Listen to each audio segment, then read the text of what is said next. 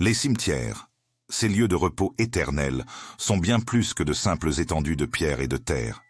Ils sont les dépositaires silencieux d'innombrables histoires, des chapitres figés d'existences passées, des sanctuaires où le voile entre les mondes semble parfois s'amincir jusqu'à la transparence. C'est dans ces espaces, chargés d'une énergie particulière, que l'impensable se manifeste, que les échos du passé se transforment en murmures palpables, que les ombres prennent vie. Et si la plupart des apparitions restent confinées aux récits chuchotés et aux légendes urbaines, il arrive que ces rencontres avec l'inexplicable franchissent le seuil du privé pour s'inscrire dans les registres officiels, poussant même les forces de l'ordre à se confronter à l'irrationnel. Nous allons explorer 10 de ces incidents paranormaux rapportés aux autorités, des cas où la réalité a cédé sa place à l'extraordinaire, défiant toute logique et toute explication rationnelle. Notre voyage commence dans l'un des cimetières les plus emblématiques du monde, un véritable panthéon à ciel ouvert, le cimetière du Père-Lachaise à Paris. C'est ici que le mythe de la Dame Blanche a pris racine, une figure spectrale dont la présence a semé le trouble parmi le personnel et les visiteurs. Jean-Luc, un gardien de nuit aguerri, avait toujours abordé son travail avec le pragmatisme d'un homme de terrain. Les longues nuits solitaires au milieu des tombes séculaires ne l'avaient jamais effrayé.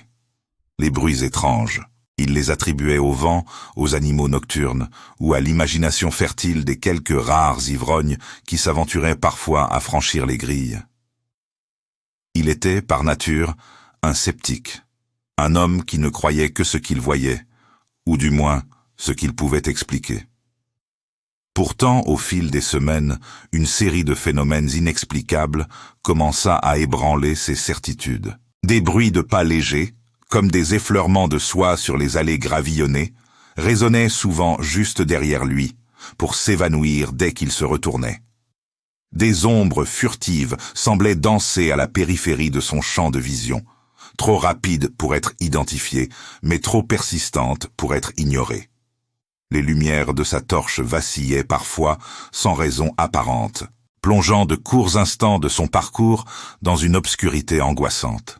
L'air, même par des nuits douces, pouvait devenir d'une froideur glaciale dans des zones spécifiques, sans que la moindre brise ne vienne justifier cette chute de température. La curiosité initiale de Jean-Luc se mua progressivement en une appréhension palpable. Les blagues qu'il lançait à ses collègues le matin sur les fantômes du cimetière sonnaient de plus en plus creuses, même à ses propres oreilles. Il commença à vérifier 2 fois les serrures, à scruter les recoins sombres avec une intensité nouvelle. Son sommeil devint plus léger, hanté par les murmures qu'il pensait avoir entendus et les formes qu'il croyait avoir entrevues. La première rencontre visuelle fut brève, presque évanescente, mais d'une intensité telle qu'elle le marqua à jamais. C'était une nuit brumeuse de novembre. Jean-Luc effectuait sa ronde habituelle près de la tombe d'Oscar Wilde, quand une forme lumineuse et diaphane, vêtue d'une robe flottante, apparut soudainement au fond d'une allée. Elle semblait flotter au-dessus du sol, son visage indistinct, voilé, mais sa silhouette élégante et son allure éthérée ne laissaient aucun doute sur sa nature. Elle ne le regarda pas, ne fit aucun geste, mais sa présence était d'une tristesse infinie, d'une mélancolie si profonde qu'elle traversa la distance pour atteindre le gardien. L'apparition resta là un instant, puis se dissipa lentement dans le brouillard, comme une bouffée de fumée. Jean-Luc resta figé, le cœur battant à tout rompre, la torche tremblant dans sa main. Le froid qui l'envahit alors n'était pas celui de la nuit, mais celui d'une peur primale. Après cette nuit-là, Jean-Luc commença à consigner les événements dans un petit carnet qu'il gardait précieusement. Il hésitait encore à en parler à qui que ce soit, craignant d'être tourné en ridicule, ou pire, d'être considéré comme inapte à ses fonctions. Pourtant, la fréquence et l'intensité des manifestations augmentaient. La Dame Blanche se montrait plus souvent, toujours dans la même zone du cimetière, près d'un mausolée ancien et oublié. Sa présence était empreinte d'une tristesse lancinante, une douleur ancienne qui semblait imprégner l'air autour d'elle. Intrigué et profondément perturbé, Jean-Luc, malgré ses réticences, commença à faire des recherches sur l'histoire du cimetière et des personnalités qui y reposaient. Il se concentra sur les tombes situées dans la zone où l'apparition se manifestait le plus souvent. C'est ainsi qu'il découvrit l'histoire tragique d'une jeune femme, Éléonore de Montaigne, décédée subitement au XIXe siècle, dans des circonstances mystérieuses. Les archives mentionnaient une mort par empoisonnement, mais l'affaire avait été classée sans suite, la justice de l'époque ayant conclu à un suicide. Cependant, un article de journal jaunissant, retrouvé dans les archives municipales, évoquait des rumeurs persistantes de meurtre, un crime passionnel jamais résolu. Éléonore était connue pour sa beauté et sa fortune, ce qui avait attiré nombre de prétendants. Plus Jean-Luc creusait, plus les coïncidences s'accumulaient. La description de la Dame Blanche correspondait étrangement à celle d'Éléonore, souvent représentée dans des portraits d'époque vêtue de robes claires et vaporeuses. Le gardien commença à établir un lien troublant entre l'apparition spectrale et ce crime non résolu. Il se demanda si l'esprit d'Éléonore n'était pas prisonnier de ce lieu, cherchant à révéler la vérité sur sa mort, à trouver enfin la paix que la justice des hommes lui avait refusée. Ces nuits solitaires au Père-Lachaise n'étaient plus seulement une veille sur les morts, mais une quête silencieuse, une tentative désespérée de comprendre et peut-être d'aider une âme en peine. Il savait qu'il devait en parler, malgré tout. La vérité, quelle qu'elle soit, devait éclater. Le gardien, désormais convaincu de la nature surnaturelle des apparitions, sentait le poids de cette vérité insoutenable. Son carnet, rempli de notes méticuleuses, témoignait d'une histoire qui exigeait d'être entendue. Mais le temps ne s'arrêtait pas au Père-Lachaise. Au-delà des murs parisiens, d'autres cimetières, à travers la France, résonnaient de leurs propres mystères, leurs propres appels à l'aide. L'un d'eux, un cimetière de guerre en Normandie, abritait des secrets bien différents, des murmures de silence qui troublaient la quiétude des lieux et l'esprit des vivants. Ce cimetière, vaste étendue de croix blanches impeccablement alignées sous le ciel changeant de Normandie, était un lieu de pèlerinage et de recueillement. Des milliers de soldats, tombés au champ d'honneur, y reposaient. Mais ces dernières années, une série de rapports étranges avait commencé à affluer aux autorités locales, brisant la solennité habituelle du site. Des touristes, souvent des familles venues honorer la mémoire de leurs ancêtres, racontaient avoir entendu des bruits de pas lourds, comme ceux de bottes militaires marchant sur le gravier, là où personne n'était visible. Plus troublant encore, certains mentionnaient des chuchotements indistincts, des fragments de conversation murmurés par le vent ou par quelque chose d'autre.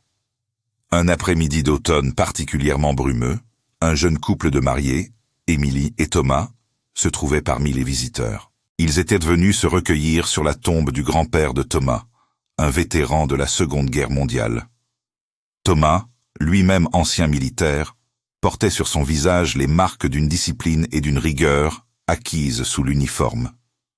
Tandis qu'il se tenait devant la pierre tombale usée par le temps, une atmosphère pesante commença à les envelopper. Le brouillard s'épaississait, gommant les contours des arbres et des monuments. C'est alors qu'ils entendirent clairement les bruits.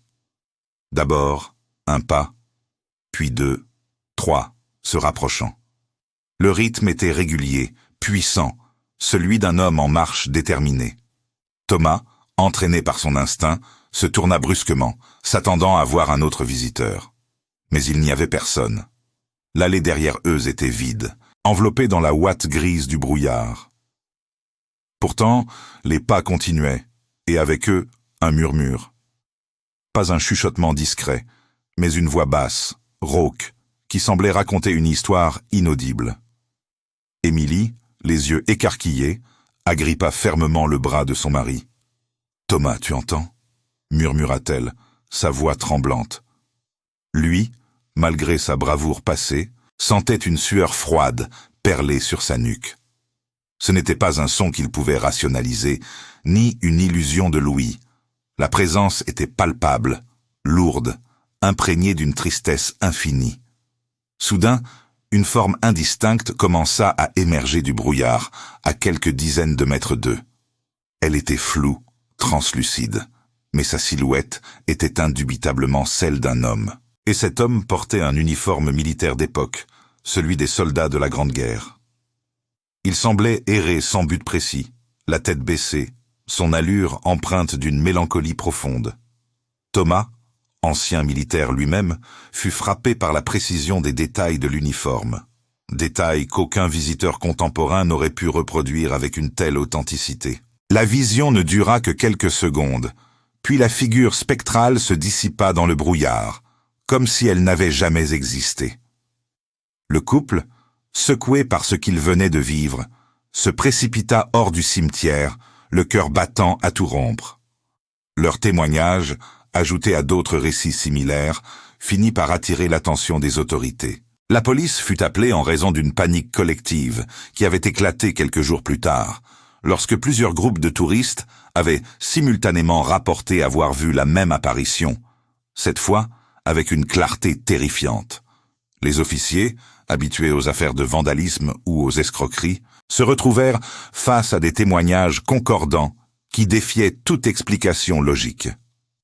Ils tentèrent d'abord d'expliquer les phénomènes par des jeux de lumière, des illusions d'optique dues au brouillard, ou même des blagues de mauvais goût. Mais l'ampleur et la persistance des récits rendaient ces explications de plus en plus fragiles. Face à l'insistance des témoins, une enquête plus approfondie fut lancée. Les gardiens du cimetière furent interrogés, les lieux furent fouillés. Et c'est au cours de ces recherches qu'une découverte inattendue fut faite, près d'une tombe anonyme, un peu à l'écart des allées principales. Enfouie sous une couche de terre et de racines, dans une petite boîte métallique rouillée, gisait une lettre jaunie par le temps, son cachet brisé depuis longtemps. La lettre était datée de 1917. Elle était signée d'un certain sergent Antoine Dubois, adressée à sa fiancée, Marie. Les mots, écrits d'une main tremblante, racontaient une histoire déchirante de trahison et d'amour perdu. Antoine, blessé et convalescent, avait appris par une lettre de son meilleur ami, également soldat, que Marie l'avait quitté pour un autre homme, un riche propriétaire terrien du village voisin. La lettre était pleine de douleur, de désespoir, mais aussi d'une incompréhension profonde.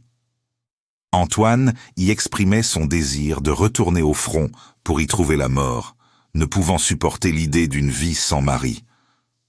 La dernière phrase, à peine lisible, disait « Je ne trouverai le repos que lorsque la vérité sera connue ». La lettre n'avait jamais été envoyée. Elle était restée là, dissimulée, attendant d'être trouvée. Les chercheurs firent le lien.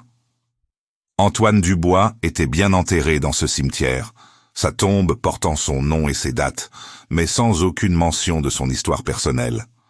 Les apparitions du soldat en uniforme, les bruits de pas, les chuchotements. Tout prenait un sens macabre. L'esprit du sergent Dubois n'avait jamais trouvé la paix. Il était lié à cette lettre, à cette histoire de trahison qui avait brisé son cœur et, peut-être, causé sa mort. Il errait, cherchant une forme de justice, un soulagement pour son âme tourmentée, une reconnaissance que son sacrifice avait été double, pour sa patrie et pour un amour qu'il avait abandonné. Les autorités, bien que formellement incapables de résoudre un cas paranormal, comprirent que le soldat sans repos cherchait à ce que son histoire soit enfin entendue, que la vérité de sa peine soit reconnue après un siècle de silence. La lettre fut précieusement conservée, son contenu rendu public, dans l'espoir que cela, enfin, puisse apporter un peu de quiétude à l'âme errante d'Antoine. Pendant ce temps, à des centaines de kilomètres de là, sur la côte sauvage de la Bretagne, un autre cimetière, isolé et balayé par les vents salés de l'océan Atlantique, devenait le théâtre d'événements tout aussi déroutants, mais d'une nature bien plus sinistre. Ici, les pierres tombales, rongées par la mousse et le temps, racontaient des histoires de marins perdus en mer et de vie rustique. C'était un lieu de recueillement paisible, jusqu'à ce que des familles commencent à signaler des profanations. Mais ces actes de vandalisme n'étaient pas ordinaires. Il ne s'agissait pas de graffitis aléatoires ou de pillage. Au contraire, certaines tombes étaient ciblées avec une précision troublante. Des fleurs étaient arrachées, des ornements brisés, des photos déchirées, mais rien n'était jamais volé. C'était comme si l'intention n'était pas le gain matériel, mais une expression de rage ou de désespoir. La police locale, habituée aux petites affaires de voisinage et aux accidents de pêche, fut d'abord perplexe. Le sergent Dubois, un homme trapu au visage buriné par le soleil et le vent, mena l'enquête avec le pragmatisme d'un homme de terrain. Il soupçonnait une bande de jeunes désœuvrés, cherchant à s'amuser macabrement. Mais les témoignages des habitants commençaient à prendre une tournure inquiétante. Des veilleurs de nuit et des promeneurs matinaux rapportèrent avoir vu des lumières clignotantes au milieu du cimetière, des lueurs fantomatiques qui apparaissaient et disparaissaient sans explication. Plus troublant encore, certains juraient avoir entendu des chants lugubres, des mélodies plaintives et discordantes qui semblaient flotter dans l'air froid de la nuit, sans qu'aucune source visible ne puisse être identifiée. Le sergent Dubois, initialement moqueur face à ces récits de fantômes et de mélodies spectrales, se retrouva rapidement confronté à l'inexplicable. Les profanations continuaient, toujours sélectives. Il remarqua vite un schéma.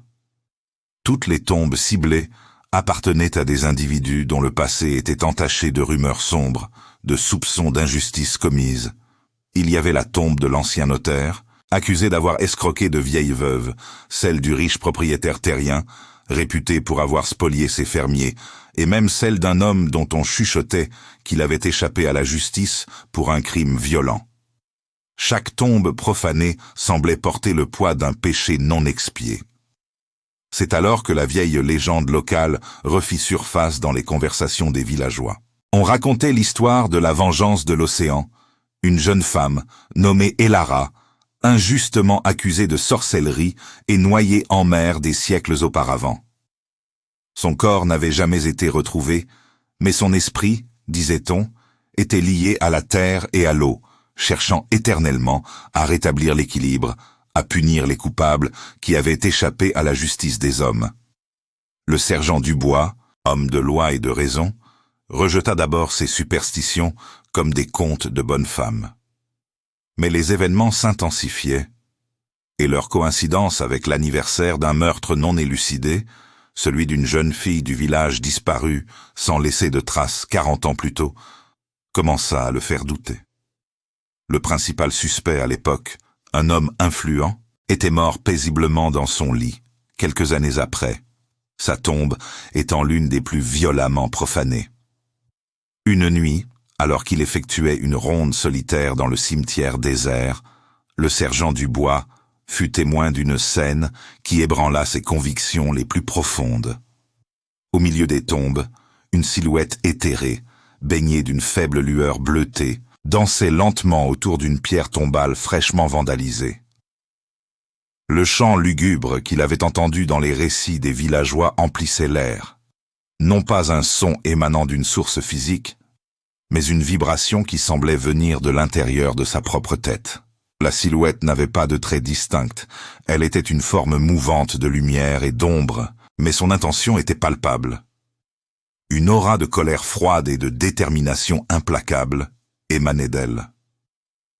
Alors que le sergent, figé par la peur et la stupéfaction, observait la scène, la silhouette s'approcha de la pierre tombale. Devant ses yeux incrédules, des mots commencèrent à apparaître sur la surface rugueuse de la pierre, gravés non pas par un outil, mais par une force invisible, comme si l'air lui-même les ciselait dans la roche. La lueur bleutée s'intensifia, et les lettres se formèrent une à une, avec une clarté glaçante. Le message était court, mais son impact fut dévastateur pour l'esprit rationnel du sergent. Justice sera faite. Le sergent Dubois, qui avait passé sa carrière à poursuivre des criminels tangibles, se retrouva face à une entité qui défiait toutes les lois de la physique et de la logique qu'il connaissait. La peur qu'il ressentait n'était pas la peur physique d'une menace corporelle, mais une angoisse existentielle, la réalisation que le monde était bien plus complexe et terrifiant qu'il ne l'avait jamais imaginé. Il comprit que les profanations n'étaient pas l'œuvre de Vandale, mais l'expression d'une vengeance venue d'outre-tombe, un rappel que les injustices, même oubliées des hommes, ne restaient pas impunies dans l'éternité. La légende des Lara n'était peut-être pas une simple légende. L'esprit vengeur cherchait à rétablir l'équilibre, à réclamer ce qui était dû, même des décennies ou des siècles après. Le sergent, autrefois sceptique, commença à croire à une entité surnaturelle, une force qui opérait selon ses propres règles, au-delà de la juridiction de la police et des tribunaux humains. Il savait qu'il ne pourrait pas arrêter cette justicière spectrale avec des menottes ou des procès-verbaux. Son rôle, désormais, était d'observer et de comprendre, face à cette vengeance froide qui semblait n'avoir ni début ni fin. Dans la douceur intemporelle de la Loire, s'étendait un cimetière ancien, ses pierres tombales patinées par les siècles racontant silencieusement des histoires d'amour et de perte. Les légendes romantiques s'y tissaient comme le lierre sur les murs, et parmi elles, celle d'un couple d'amoureux éternels était la plus persistante. De nombreux couples, venus chercher l'inspiration ou simplement se promener main dans la main, avaient rapporté avoir vu un homme et une femme se tenant par la main, leurs silhouettes diaphanes se dessinant contre le soleil couchant ou la brume matinale. Ces apparitions, toujours paisibles et empreintes d'une tendresse infinie, se manifestaient invariablement près d'une tombe spécifique, celle de deux jeunes âmes arrachées à la vie trop tôt par une épidémie il y a plus d'un siècle. C'est dans ce décor, empreint de mélancolie et de poésie, que se tenait Élise, une jeune femme dont le cœur portait encore le poids lourd d'un deuil récent. Elle venait au cimetière presque chaque jour, cherchant dans le silence des lieux un réconfort que le monde des vivants ne pouvait lui offrir. Ses propres larmes, silencieuses et amères, se mêlaient parfois à la rosée matinale sur les feuilles. Elle avait entendu les histoires de ses amants fantomatiques, et loin de les craindre, elle y trouvait une étrange consolation, une preuve que l'amour pouvait défier les frontières de la mort. Pour Élise, ces spectres n'étaient pas des menaces, mais des gardiens d'un amour éternel, une lueur d'espoir dans son propre chagrin. Cependant, la présence répétée de ces apparitions, perçues par certains comme de simples phénomènes visuels et par d'autres comme des manifestations surnaturelles, commença à irriter une frange plus sceptique de la communauté. Des plaintes pour troubles à l'ordre public furent déposées, dénonçant ces fantômes qui, selon eux, attirèrent des curieux et perturbaient la quiétude du lieu. La police fut appelée, plus par devoir que par conviction, pour enquêter sur ces allégations d'apparitions qui, bien sûr, ne laissaient aucune preuve tangible derrière elles. Les agents patrouillaient, interrogèrent les témoins, mais ne voyaient rien d'autre que l'herbe verte et les vieilles pierres. Pourtant, les récits persistaient, de plus en plus nombreux et de plus en plus détaillés. L'histoire d'amour tragique des défunts, dont les tombes étaient le point focal de ces apparitions, était bien connue des habitants. Pierre et Marie, fiancés, avaient été emportés à quelques jours d'intervalle par une maladie foudroyante, leur rêve de vie commune brisé avant même d'avoir pu éclore. Leur amour avait été si pur, si intense, que la légende voulait que leurs âmes ne s'étaient jamais vraiment quittées, continuant à errer main dans l'enceinte du cimetière qui abritait leurs dépouilles. Élise, en apprenant les détails de leur histoire, ressentit une connexion profonde avec ces âmes perdues. Elle aussi avait perdu l'être aimé, et elle comprenait le désir ardent de ne jamais se séparer, même après la mort. Un après-midi pluvieux, alors qu'Élise était assise sur un banc près de la tombe de Pierre et Marie, le voile de la réalité sembla s'amincir. Elle sentit une présence, non pas effrayante, mais d'une douceur infinie. Une légère brise, bien que l'air fût calme, fit frissonner les feuilles des vieux chênes. Puis, devant ses yeux embués de larmes, les formes éthérées des amants apparurent. Ils ne parlaient pas, mais leur regard, Élise sentit qu'ils la regardaient, était rempli d'une compassion et d'une compréhension qui réchauffèrent son cœur transi. L'homme tendit sa main translucide vers la femme, et leurs doigts se joignirent dans un geste d'amour éternel. Élise, loin d'être effrayée, se sentit étrangement apaisée. Elle ne savait pas pourquoi il se montrait à elle, mais elle sentait qu'il y avait un message, un lien au-delà des mots. Les jours suivants, elle revint, non plus pour pleurer son propre chagrin, mais pour être en leur présence, pour capter les subtilités de leur existence spectrale. Elle commença à remarquer des détails, des symboles gravés sur leur pierre tombale qu'elle n'avait jamais remarqués auparavant, des motifs floraux et des initiales discrètes. En faisant des recherches dans les archives locales, elle découvrit un secret familial lié aux amants, une vieille promesse brisée, un héritage perdu qui devait leur revenir. Les esprits de Pierre et Marie ne cherchaient pas à effrayer, mais à communiquer. Ils semblaient vouloir lui transmettre un message d'espoir et de persévérance. Leurs apparitions n'étaient pas des manifestations de douleur ou de regret, mais une affirmation silencieuse de la puissance de l'amour qui transcende tout. Élise, à travers ses interactions silencieuses avec les spectres, commença à trouver la force de surmonter son propre chagrin. Elle réalisa que l'amour ne disparaissait jamais vraiment, qu'il se transformait, se perpétuait d'une manière ou d'une autre. Elle devint la gardienne de leur histoire, la seule à pouvoir véritablement les voir et les comprendre. Guidée par ce sentiment, Élise entreprit de réparer l'injustice passée qu'elle avait découverte. Elle contacta les descendants des familles, prouvant les droits de Pierre et Marie sur leur héritage, un petit lopin de terre qui avait été injustement volé après leur mort. Ce faisant, elle ne rendait pas seulement justice aux amants défunts, mais elle trouvait aussi sa propre voie vers la guérison.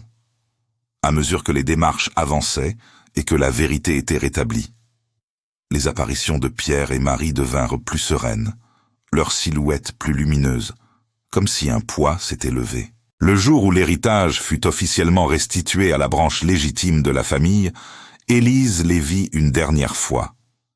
Leurs visages, auparavant doux mais empreints d'une légère tristesse, irradiaient désormais d'une paix profonde. Ils se tinrent la main, puis, lentement, se dissipèrent dans une lumière dorée, disparaissant à jamais. Élise savait qu'ils avaient enfin trouvé le repos éternel, leur amour ayant accompli sa dernière mission. Elle, quant à elle, avait trouvé la paix et la force de continuer, inspirée par leur amour au-delà du voile. Le village provençal de Valfleur, blotti au creux des collines parfumées de lavande, abritait un cimetière ancien, dont les pierres tombales racontaient des siècles d'histoire locale. Parmi ces récits de vie passée, un mystère persistant troublait la quiétude des lieux. Chaque année, invariablement à la même période, une tombe en particulier se retrouvait recouverte d'un tapis de fleurs fanées, comme si un chagrin éternel s'y était enraciné. Peu importe les efforts des employés municipaux pour nettoyer la parcelle, le lendemain matin, les pétales séchés et les feuilles jaunies réapparaissaient, défiant toute explication rationnelle. C'était un phénomène si régulier qu'il était devenu une sorte de rituel macabre pour les habitants, une anomalie que personne n'osait vraiment expliquer, mais que tous connaissaient. Au-delà de ces fleurs énigmatiques, des murmures couraient dans les ruelles étroites de Valfleur. Des habitants, souvent des personnes âgées, ayant passé toute leur vie dans le village, signalaient entendre des pleurs d'enfants, faibles mais distincts, émanant du cimetière à la tombée de la nuit. D'autres juraient avoir aperçu des ombres fugitives, des silhouettes enfantines se déplaçant rapidement entre les sépultures, disparaissant dès que l'on tentait de les fixer du regard. Ces récits, souvent relégués au rang de contes pour effrayer les enfants, prirent une tournure plus sérieuse lorsque le père Antoine, le prêtre local, fut lui-même témoin d'un événement troublant. Le père Antoine, homme de foi mais aussi de raison, avait toujours abordé ces histoires avec un scepticisme bienveillant. Il attribuait les fleurs fanées aux facéties d'un adolescent ou à un vent particulièrement taquin, et les pleurs aux illusions sonores créées par le vent dans les cyprès, Un soir pourtant, alors qu'il traversait le cimetière pour regagner son presbytère après avoir administré les derniers sacrements, une ombre minuscule mais distincte traversa son chemin, juste devant lui. Ce n'était pas une feuille emportée par le vent, ni un animal nocturne. La silhouette semblait évanescente, mais la sensation d'une présence, d'une fragilité enfantine, était palpable. Alors qu'il s'arrêtait, interloqué, un sanglot ténu, empli d'une tristesse déchirante, parvint à ses oreilles. Il ne venait pas du vent, mais semblait émaner du sol même, de la terre sous ses pieds. Le prêtre, malgré sa détermination à démystifier, fut profondément ébranlé. Le lendemain, des paroissiens, effrayés par l'intensification des phénomènes, les pleurs étaient devenus plus audibles, les ombres plus fréquentes, appelèrent la gendarmerie. Les gendarmes, habitués aux querelles de voisinage ou aux petits larcins, se retrouvèrent face à des témoignages incohérents et à un malaise palpable. Le brigadier chef du bois, un homme pragmatique d'une 50aine d'années, tenta d'expliquer les pleurs par le vent, les ombres par les jeux de lumière de la lune, et les fleurs par une tradition locale inconnue de lui. Mais le regard du père Antoine, habituellement si serein, trahissait une inquiétude qui ne pouvait être ignorée. Les investigations des gendarmes ne menèrent à rien de concret. Aucune trace d'effraction, aucun signe de vandalisme, aucune explication logique aux fleurs fanées qui continuaient de réapparaître sur la même tombe, celle d'une petite fille, Émilie, décédée il y a près d'un siècle. L'histoire d'Émilie était connue dans les annales du village.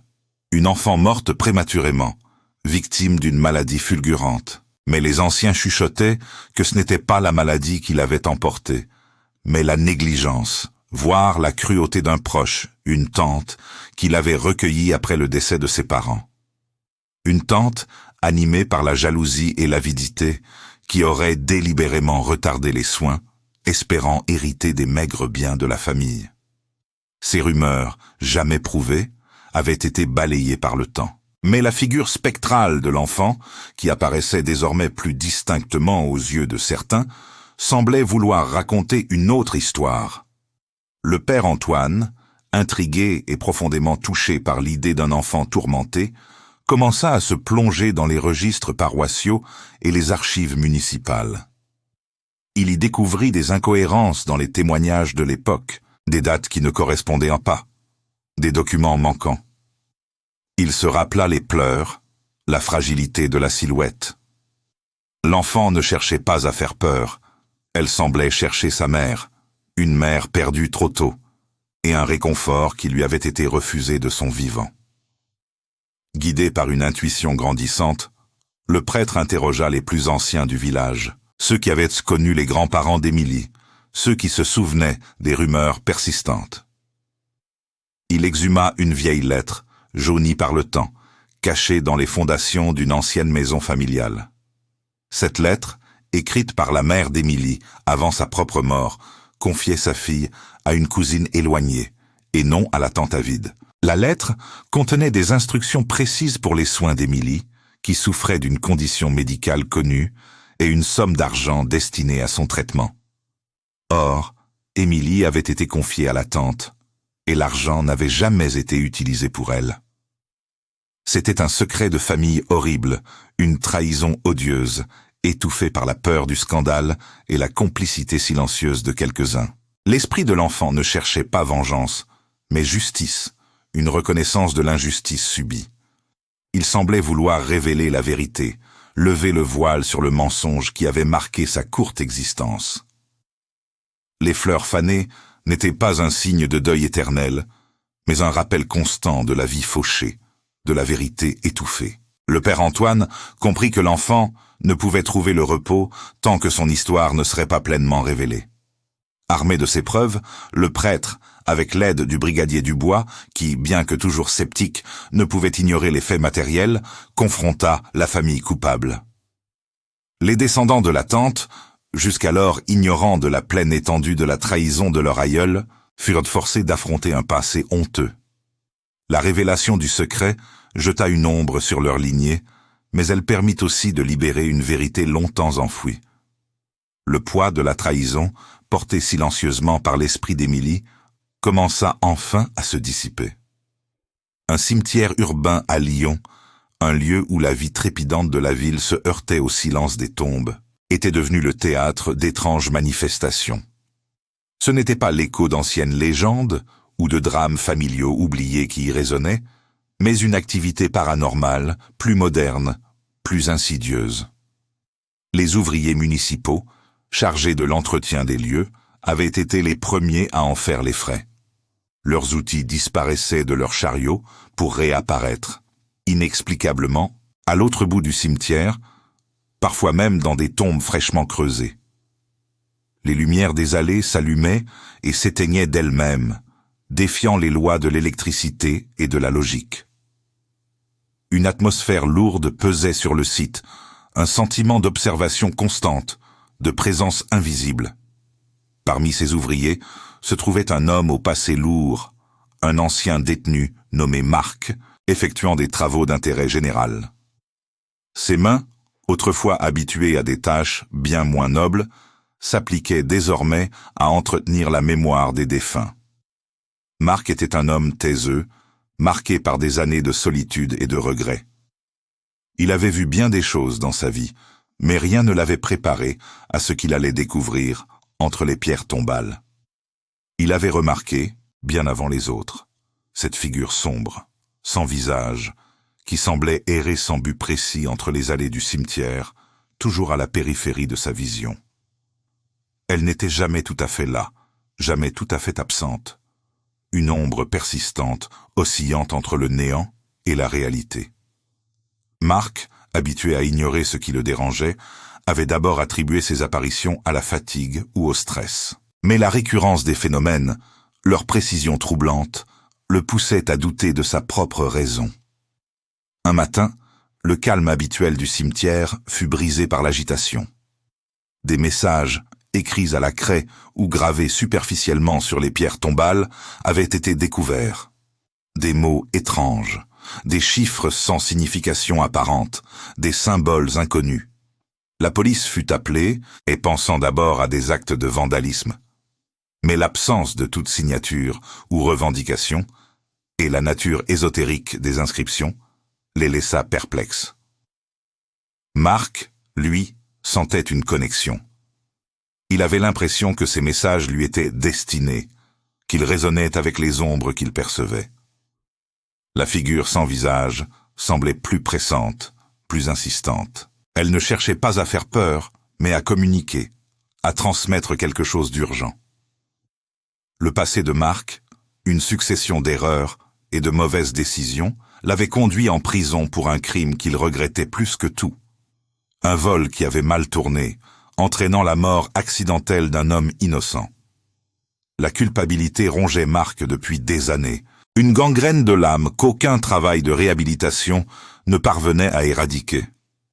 En observant les messages sur les tombes, Marc commença à déceler des motifs, des dates, des noms. Des noms qui lui étaient étrangement familiers.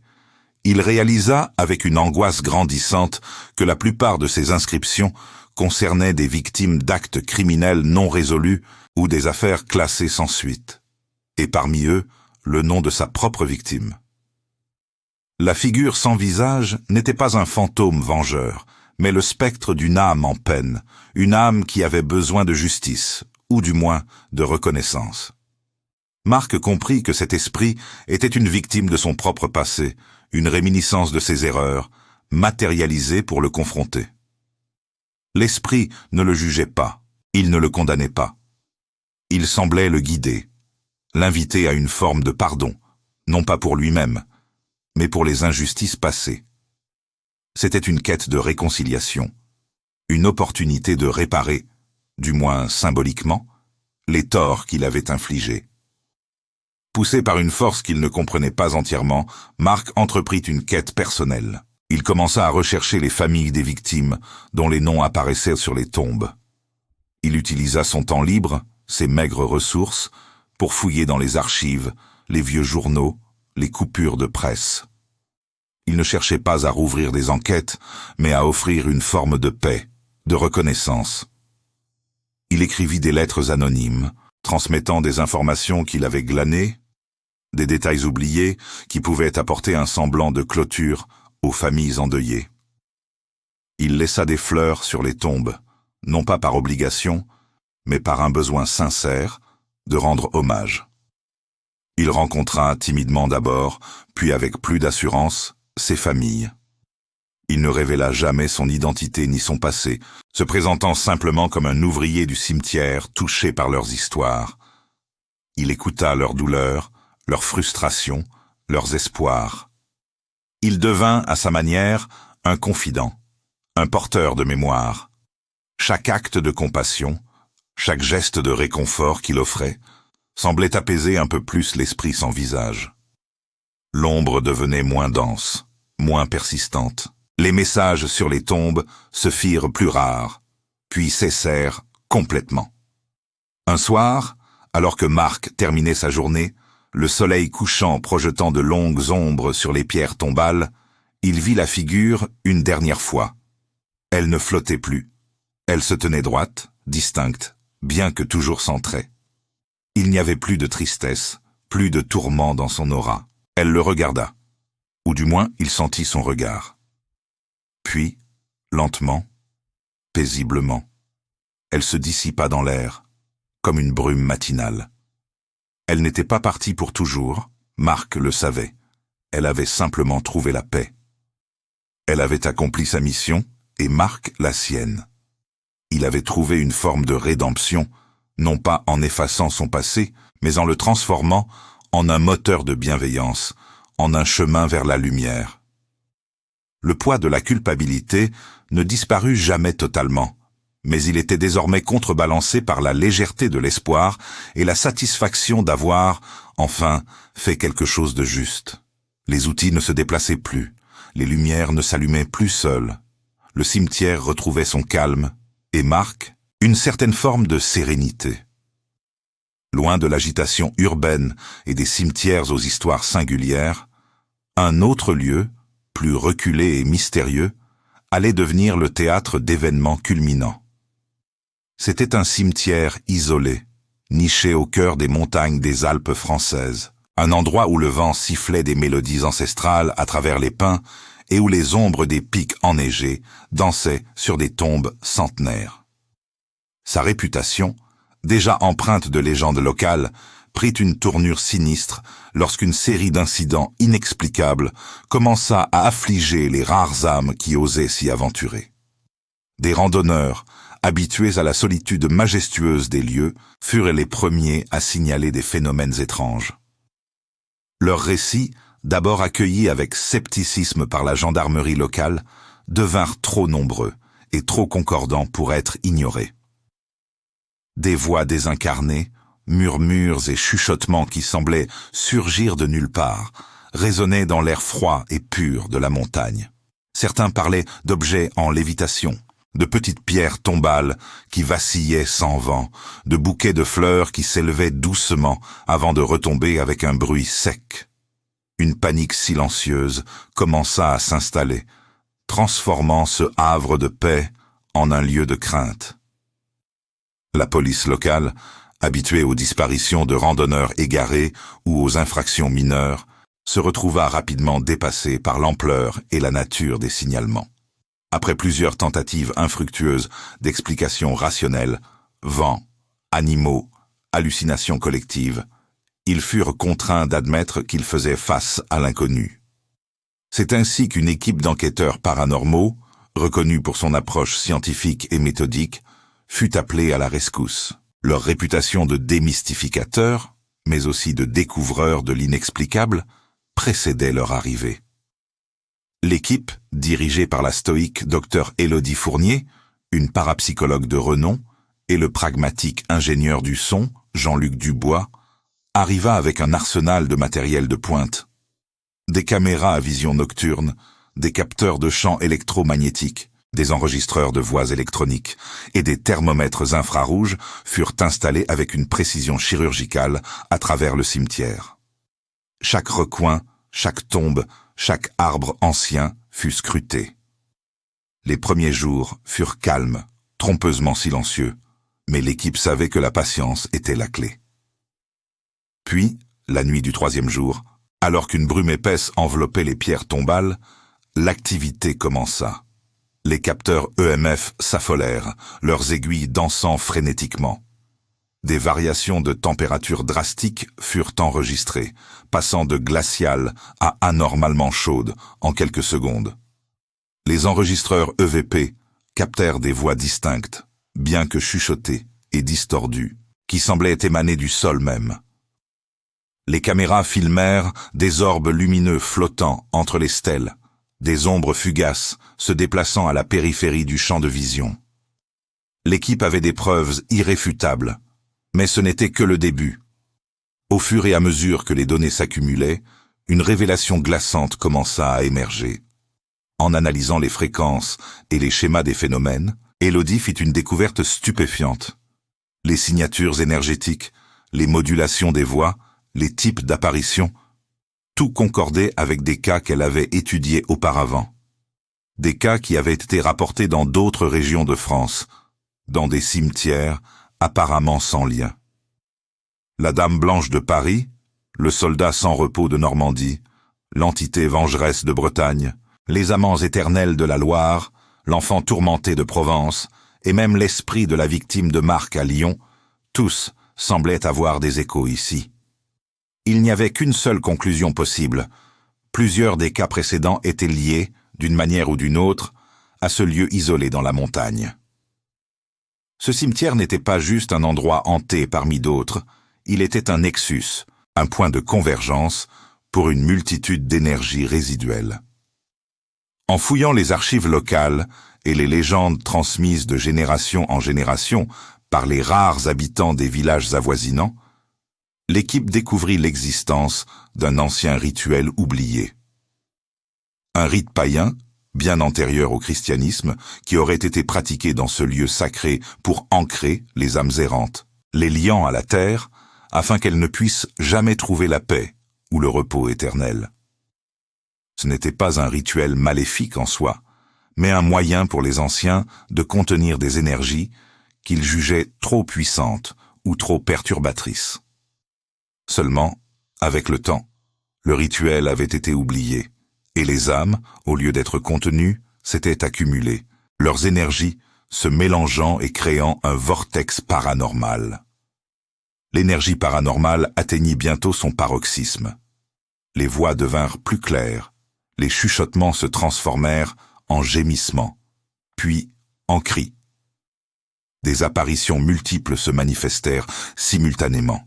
Des silhouettes spectrales traversant les allées, des visages déformés par la souffrance apparaissant et disparaissant dans le brouillard.